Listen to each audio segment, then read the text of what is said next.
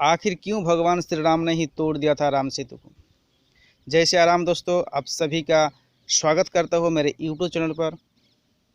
आज जानते हैं भगवान श्री राम ने ही क्यों तोड़ा राम सेतु को। भगवान विष्णु ने धरती पर श्री राम के रूप में जन्म लिया था। श्री राम ने रावण को मारकर लंका पर विजय प्राप्त की थी। इस लंका तक पहुंचने के लिए उन्होंने वानरों की मदद से सेतु का निर्माण करवाया था, लेकिन उन्होंने राम सेतु के एक हिस्से को स्वयं ही तोड़ दिया था। आखिर उन्होंने ऐसा क्यों किया, आइए जानते हैं। वाल्मीकि रामायण के अनुसार रावण का अंत करने के बाद श्री राम माता सीता और लक्ष्मण के साथ अयोध्या लौट आते हैं। अयोध्या के राजा बनने के बाद एक दिन भगवान श्री राम को विभीषण का विचार आता है। रावण की मृत्यु के बाद विभीषण ही लंका पर राज करते थे और विभीषण श्री राम के परम भक्तों में से एक थे। इसलिए श्री राम विभीषण से मिलने के लिए लंका जाने पर विचार करते हैं। इसी बीच भरत भी वहां आ जाते हैं। तब वे भी श्री राम के साथ लंका जाने के लिए तैयार हो जाते हैं। तब दोनों भाई लक्ष्मण को अयोध्या का कमान सौंपकर पुष्पक विमान पर सवार होकर लंका के लिए रवाना होते हैं।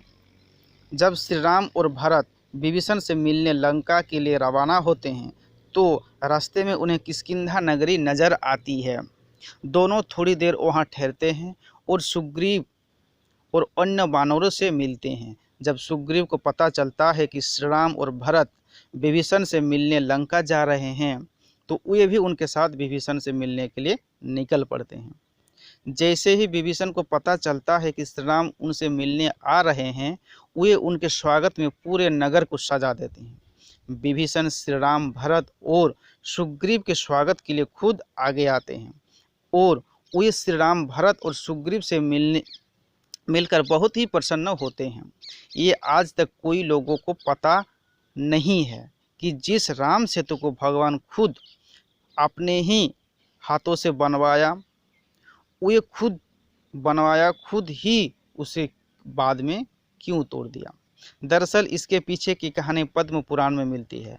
जब श्री राम विभीषण से मिलने लंका पहुंचते हैं तो वे विभीषण को धर्म अधर्म का ज्ञान देते हैं और कहते हैं कि तुम हमेशा धर्म पूर्वक इस नगर पर राज करना।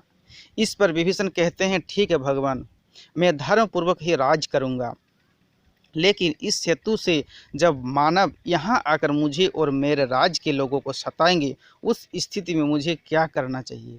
विभीषण के ऐसा कहने पर भगवान श्री राम अपने बाणों से राम सेतु को तोड़ देते हैं।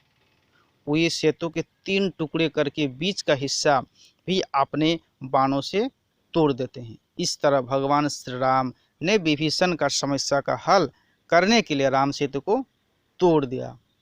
जय श्री राम दोस्तों।